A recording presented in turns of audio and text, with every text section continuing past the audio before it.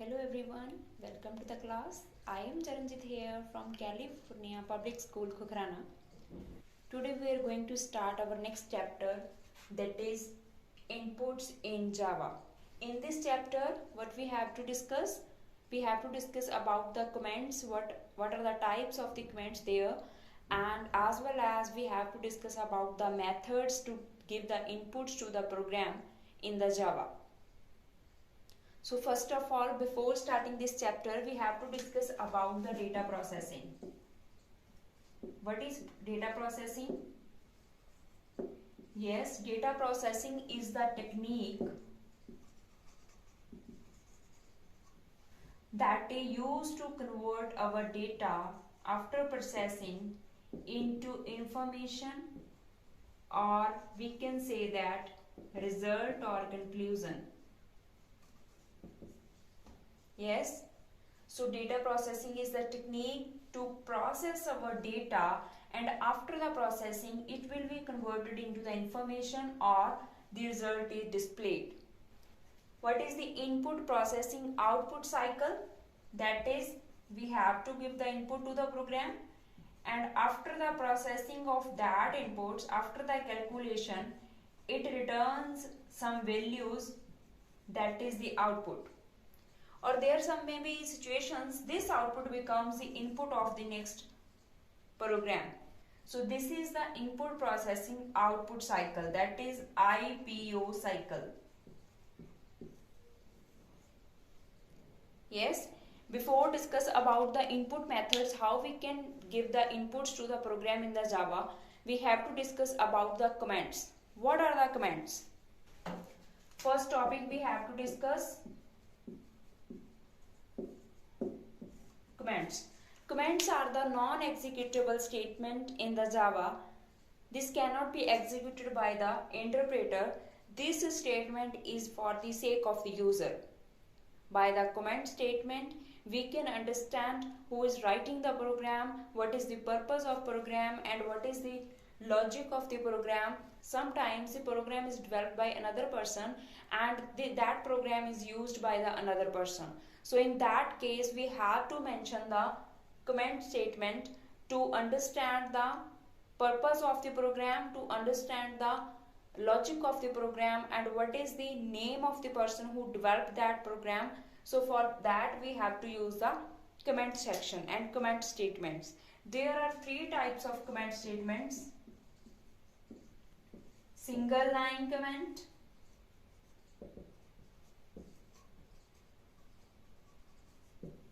multiple line command,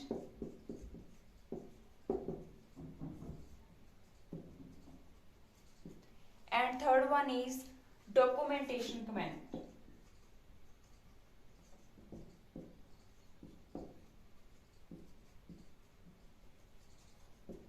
Now let me explain each and every command one by one. For single line, if I am talking about the single line command,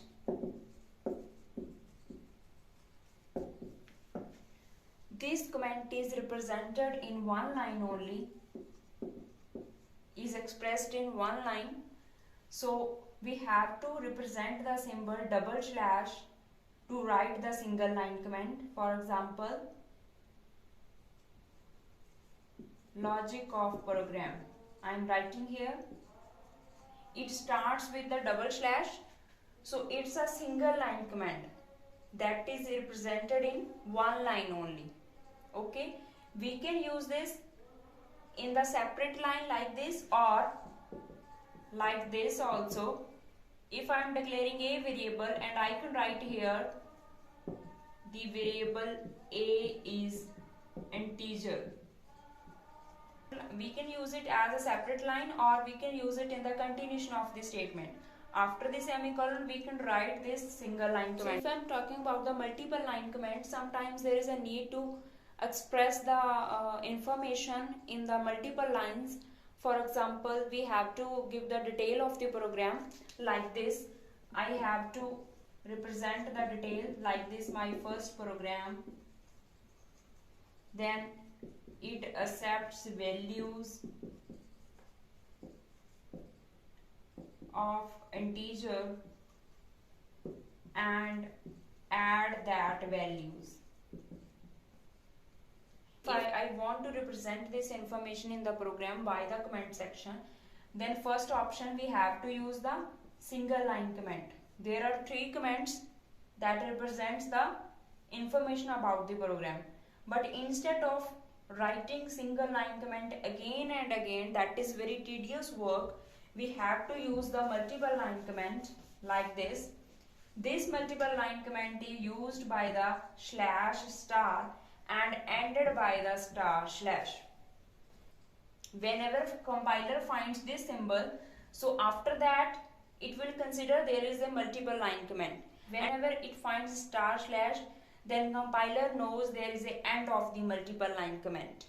Third one is the documentation comment. During the course of programming, the user may need to represent some information like about himself and about the program. So this documentation may not be about the logic of the program. This information might serve some information to the user who uses this program.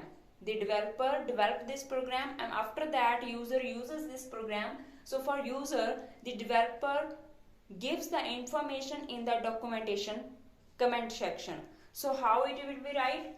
It must started with the slash with double star, and after writing the comment in multiple lines we can write the comment, and after writing that we have to end with star slash, same like in the multiple line comment, but beginning is the different from the multiple line comment.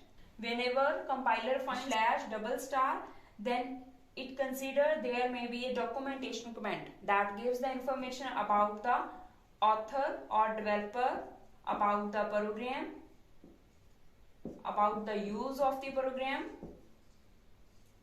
Yes, so information about the program and about the developer that is used, that is given to the user, that information is included in the documentation comment.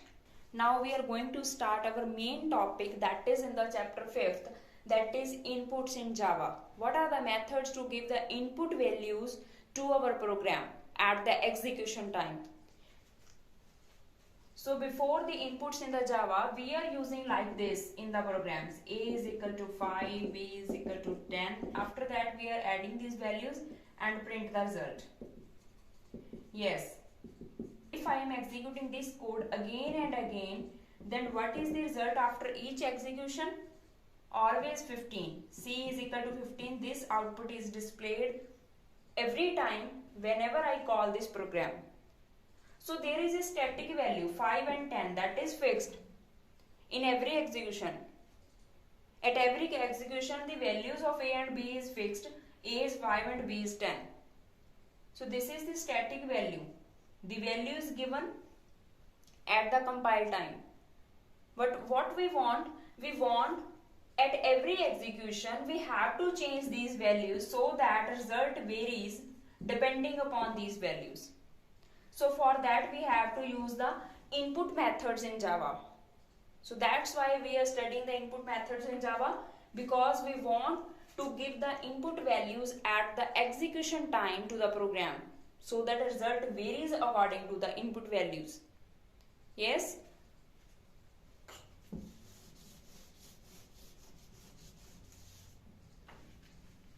There are 3 methods. First one is by the arguments.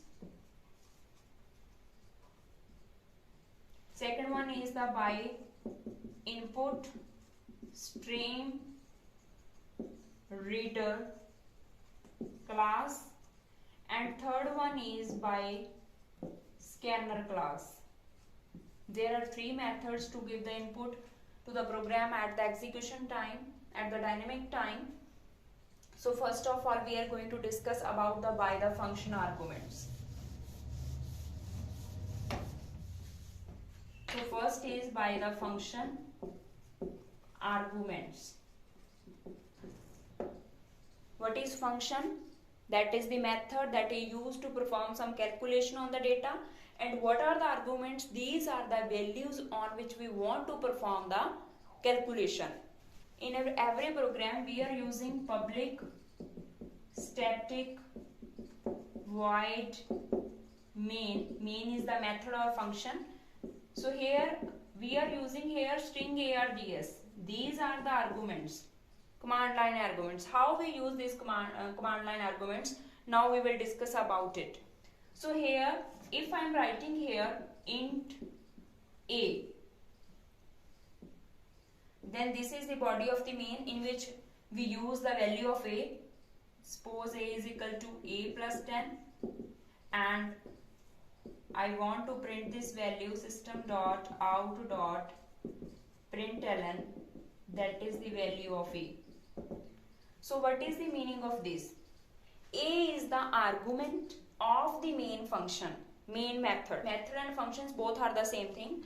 So a is the argument that is enclosed in the parentheses, that is the argument of the main method, that is of integer type, and this argument is passed at the execution time. When we execute this program, then the value of a is passed to it by the user. Whatever values, according to that, the value of a is displayed on the screen by system.out.println.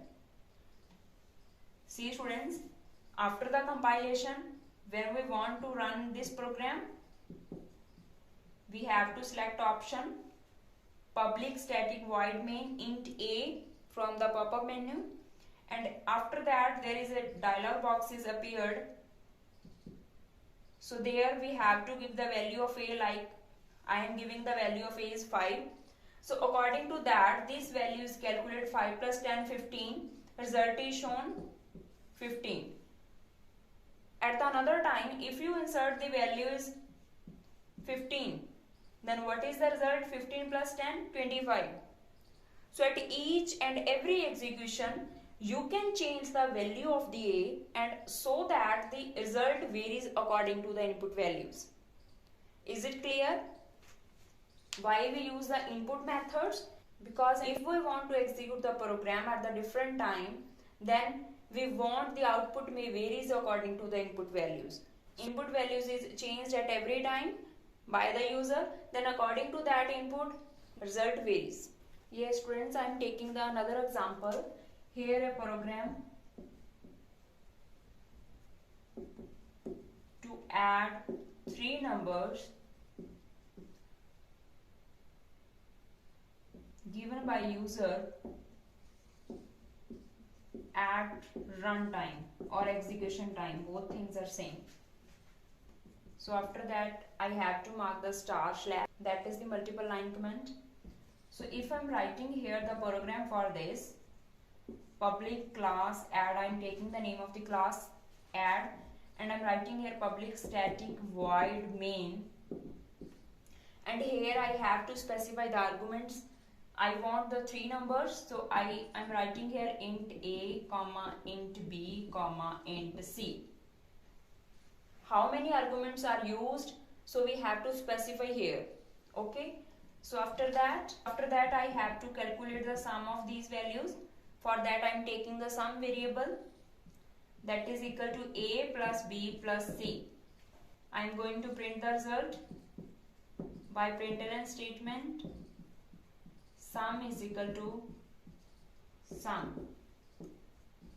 After compiling this program, whenever we are executing this program, the dialog box is appeared like this, and here we have to write the value of a, suppose 10, 20, 30 for c. According to these values, the sum is calculated, that is 60. Yes. At the another time, if you are enter the value 15 for a, 25 for b, and 30 for c, then after the execution of this program, what is the sum? Yes, 70. Okay. You can see here what is the use of the input method, what is the use of these arguments that are passed by the user at the runtime. So we can change the input values at every time whenever we execute the program. That's all students. I hope you have cleared all the concepts that we have covered in this video. Take care students. Goodbye. See you in the next video.